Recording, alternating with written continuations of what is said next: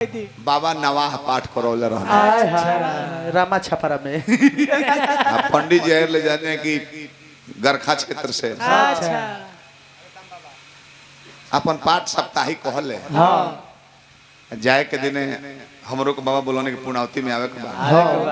और मैं नहीं तो बाबा कहने की का दिया जाओ तो नहीं कहे इतना और लोग बाद में दे दी है जब 7-8 जना पंडित जी रहिले सब एक काम करी बाबा पहले यहाँ के विदाई करी अब यहाँ के 15,000 रुपया धोती अच्छा लेकर पहुँचने गोल लगने में लिया जाओ जय हो जजमान बड़ी काजू किशमिश सब होले बड़ा हमारा शिक्षा तारा कहाँ मिलल बा हम इतना दिन प्रसंग कनी हम भाव के भागवत पुराण के तो यहाँ कहता नहीं करो ना कहूँ कि कौन सा अपने बाबूजी उग्रसेन के जवानी में जेल में बन को के अपने मलिकार राजा बन गए हमरो मन में 2-3 भाई वाले लोग खदेर के अपने मलिकार बन जाए अरे तई बौरकी याद कइले बने ब्राह्मण होके तले बाबा के मेहर अवतरी सुकुर्ती देवी साड़ी ले ले 1000 रुपया ले ले बाबा गोड़ लगनी जय जय हो जय हो बाचा तू का याद कइले बड़ू तू नहीं मन के बाबा हमरा उहे बड़ा निमन लगुए कौन अरे वो ना कहूं का द्रौपदी के 5 गो पति रहे अच्छा हम सोचता नहीं के कोई गो ये में रहता रहे 4 गो बरियारे वही रावरी खोजी अरे ये खाली बोर की याद के लिए बड़ा लू तले जानी यहाँ के एगो साली कुंवार आई रहली वो अपन घर ले जाता रही नमस्ते पंडित जी 500 रुपया जय हो बच्चा तू तो पढ़ा लिखल भी है तारू तू का सिखले बड़ इतना दिन वो कहते रहे कि ना कहूं कुंती के कुंवारे में एगो लड़का भइरे करन अच्छा पूर्णावती बीत गेल हम एने से सोचते नहीं एगो लेइए के अरे राम राम कुल के कुल बोर की याद कइले बड़ा लो अतल यहां के एगो सार आवता 14-15 साल के मटकत चलल बा ओने से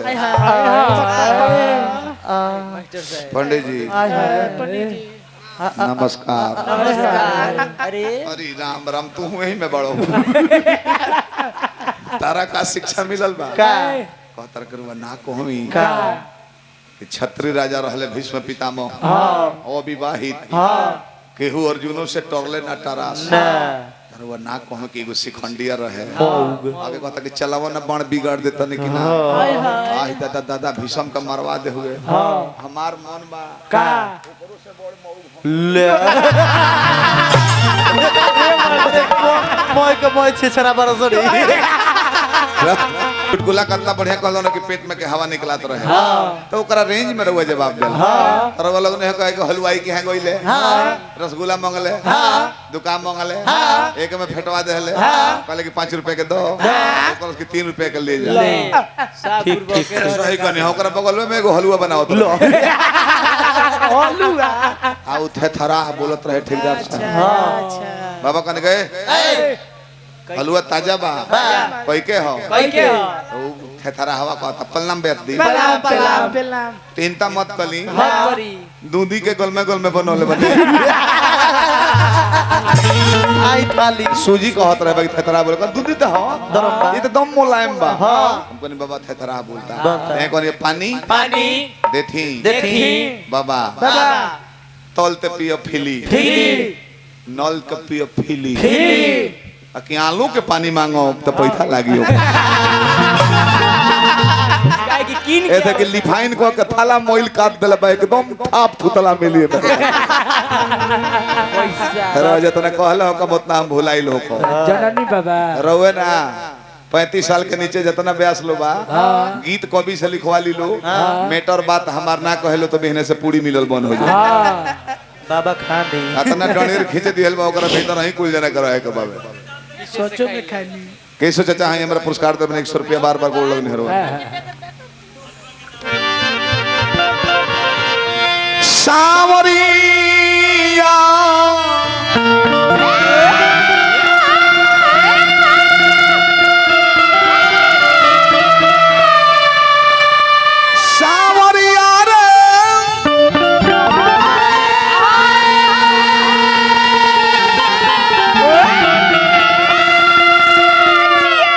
एहो पर ध्यान देबी सारा जाना ईश्वर लिपि को होता रहे कहेला लो जकरा रियाज भइल बा जकरा नहीं बोलवा जो ना कहाई देखा देखे कि अब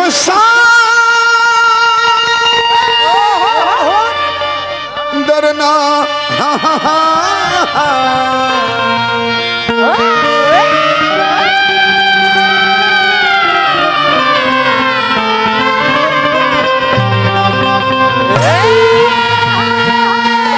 फिल्मी लग रहा है हिंदी फिल्म का लग रहा है तेरे सर की कसम न जुदा होंगे हम तुझको अपना सनम चुन लिया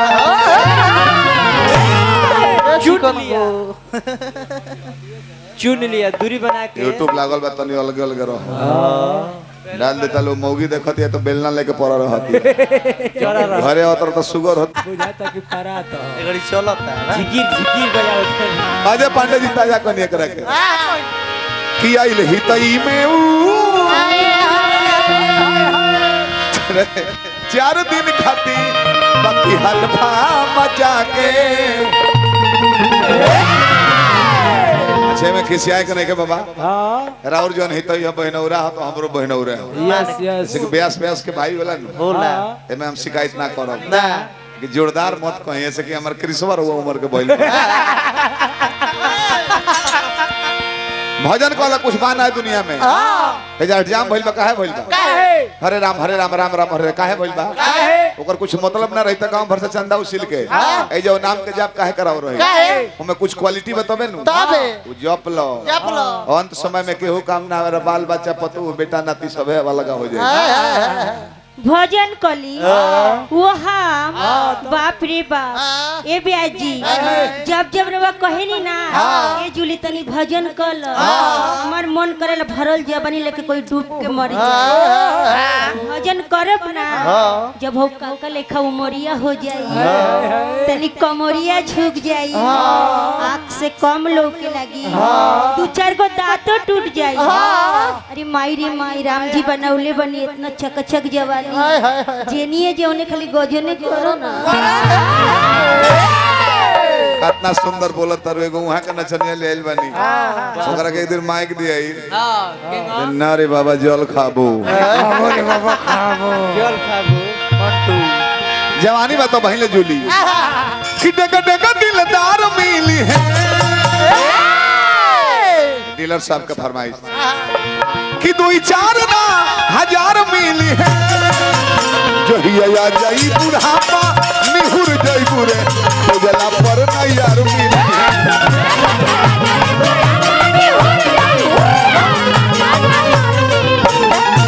जो हिया जाई बुढ़ापा निहुर जाई बुरे तो जला पर ना यार मिली है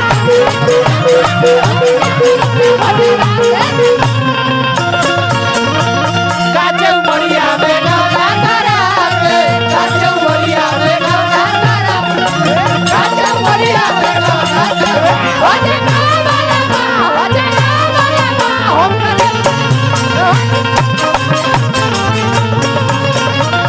काचे उमरिया में गौला करा काचे उमरिया में गौला करा काचे उमरिया में गौला करा ओजे ना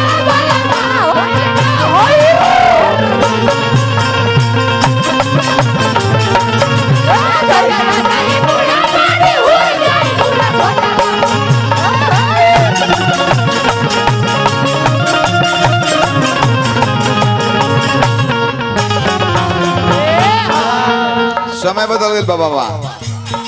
दोगुन के चौगुन के निर्गुण के भैरवी के पूर्वी के बेरा बांधल बा दोनों राउंड जवार खाती गावल जाला हां आ तीसरा राउंड लयदार खाती गावल जाला सब का अबे एबर हम निर्गुण गावल लगी तो भइल नु प्रोग्राम जमल नु ओकर समय बांधल बड़ी सन कौना बेरा दिया आई ना बेरा छटक पड़े को तहरो समय बांधल बा दांत टूट जाई बोले मुंह आई लेके चल जाई सब रुकले रह जाई अच्छा मुखिया जी हमारा सरफुद्दीन अंसारी जी जनाब के लिए नेक बंदे के लिए खुदा से गुजारिश करेंगे बंदे को क़यामत से क़यामत तक सलामत रखे अजमुद्दीन चिश्ती की दुआ बनी रहे वाह वाह सुन के कतना बात याद करो बाबा सुन के कतना बात याद करो स्टॉप चाहिए टूट जाई दांत चाम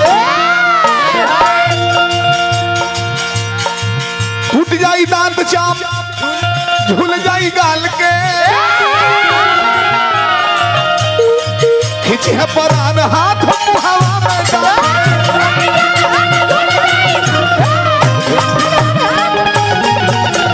अब ही चोली बुटीदार मिली है आज लहंगा लहरदार मिली है जहिया जाई बुढ़ापा निहुर जाई बुरे तो जला पर तैयार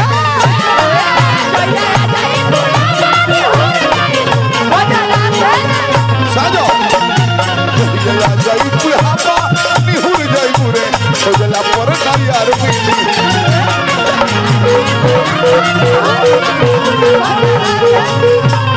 मेरे जाने से पहले हो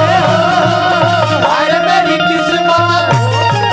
मेरे जाने से पहले हाय मेरी किस्मत सो जाती आजाने करता नहीं ओए देखना हो जाए देखना हो जाए देखना हो मेरे जाने से पहले हो हाय मेरी किस्मत मेरे जाने से पहले हाय मेरी किस्मत हो जाती आजाने करता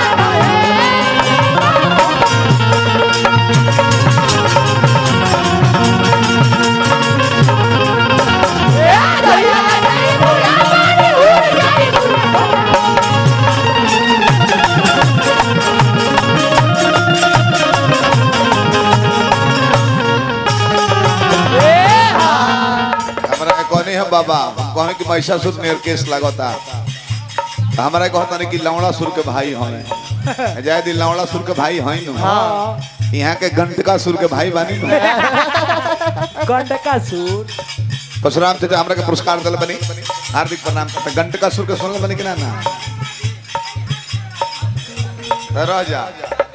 अब यहाँ के देखनी है कमलो बस एक दिन गोनई रहे तो वहाँ के ये बतिया बोलत रहनी रौरू बोलत नहीं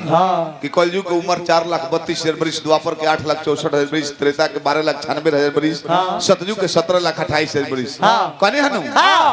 इतना बतेर हुआ कने हम कहत हैं तो रउआ से रिपीट ना होई एगो सुखनंदन यादव बोले तो अभियंता बोले कलयुग के 4,32,000 बरिस उम्र हो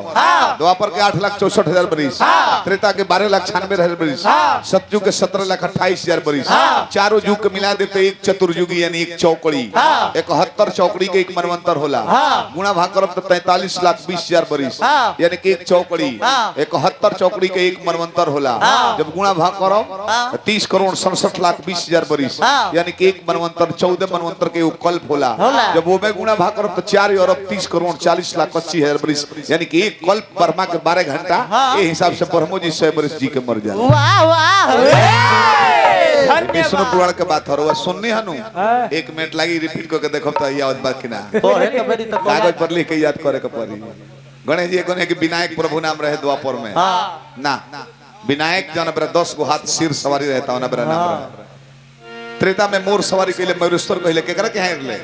पराशर बाबा के यहां अंगना में गिर गइले तो उ पोसले मयूरेश्वर नाम परल द्वापर में मूषक वाहन गौरी पुत्र गणेश कहल बड़े विनायक ना विनायक के शुरुआती केहू व्यास बताइए नहीं के सको आदि गणेश हमें प्रथम बार इनकर माई के रही कर बाबूजी के रही केहू व्यास ना बताई 18 पुराण 4 वेद 6 शास्त्र कहीं नहीं के प्रमाण आज शक्ति दुर्गा माई प्रथम बार कहां से आईली आदि माने जेकर जन्म मरण दोनों ना मिले ओकरा के आदि कहल जाला तना गणेश जी के आदि होए उनकर कहीं जन्म के प्रमाण नहीं के हई जन गणेश जी देखत शंकर जी के बबुआ शंकरो जी ले पहले कहमे तो व्रत पर खुश होके एगो अवतार लेले बड़े जगन नारायण विष्णु रामा अवतार लेले कृष्णा अवतार रहले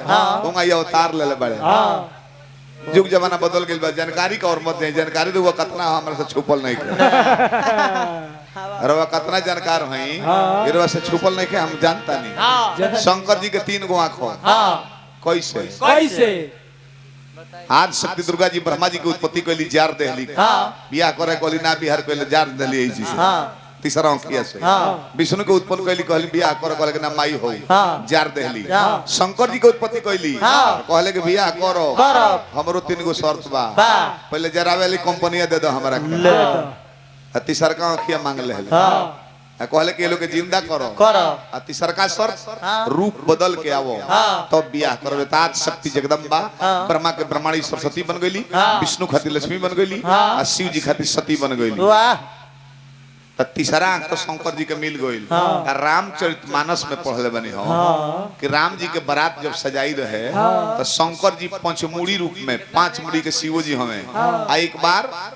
महिरावण के घर जाके हनुमानो जी पंचमुखी भइल बारे तो शंकर जी के जब तीसरका ने तो दुर्गा जी देहली तो 5 गो मुड़िया रहे तो 15 गो आंख रहे अब 15 आंख खोल दे बड़े केहू जरूरत नहीं है तो शंकर जी के तो दुर्गा जी देहली ई शिव जी के 5 गो आंखी एक्स्ट्रा के दियो बताइए प्रभु रवा जानकार ना है बाबा हमरा सबके फुलावना जान के रात भर पुचकाई ले फुलाई ले गाली ले तो अपना रोल में आज हम रुद्र रूप में तो केहू हो ना पढ़े कबेरा तो हेड रुद्र रूप में रुद्र रूप धले हम केहू नहीं खन नामी जकरा करो ओले ना होई जलेश्वर सिंह होकस्तव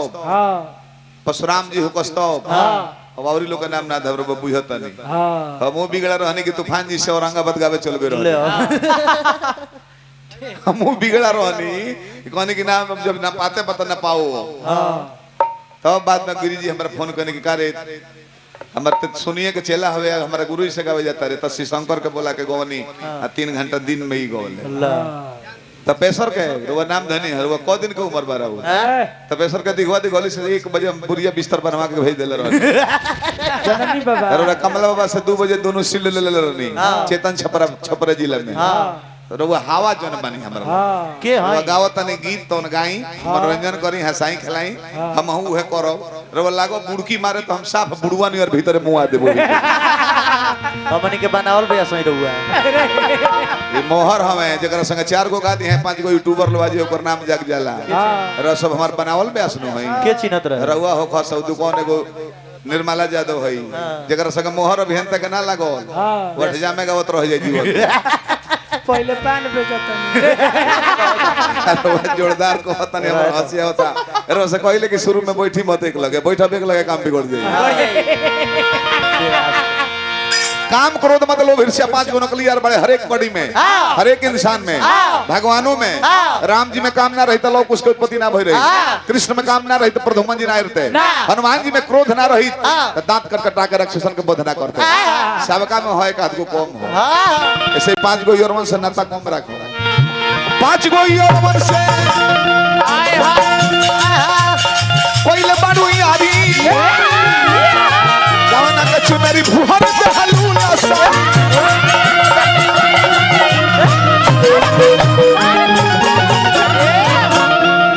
अब ही भोजनदार मिली है अब ही भोजनदार मिली है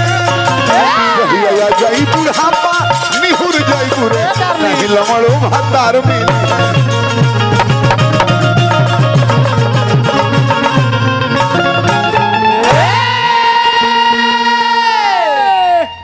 हम ना तो बहुत फुहर एगो बात बोल रहे हैं दल में के का कहलो प्रेम बाबा को हम गोड़ लगिले यहाँ के भाई हैं यहाँ कहने की सब ठीक बा बेसवा ठीक बा बेंजू वाला खेदे लायक हो गइल बड़ा त दलवा में से केहू कहलो कि बेंजू वाला गोरगोजे लायक हो गइल का लोकेशन बात बाबा के प्रति ना कहो चाहिए अब जे कहले ओके ठेकैता कहले ओके चाहे झलवैया लोग कहले ओके रवा सब गोड़ लगे चाहिए वहां के रवा सब कहतन कि बेंजू वाला गोरगोजे लायक ये गलत है ये ना चाहिए कर जवाब बहुत गंदा लबक ना दे एगो और चुटकुला कहले बने ओकर जवाब दे तन भर राम विवाह में चल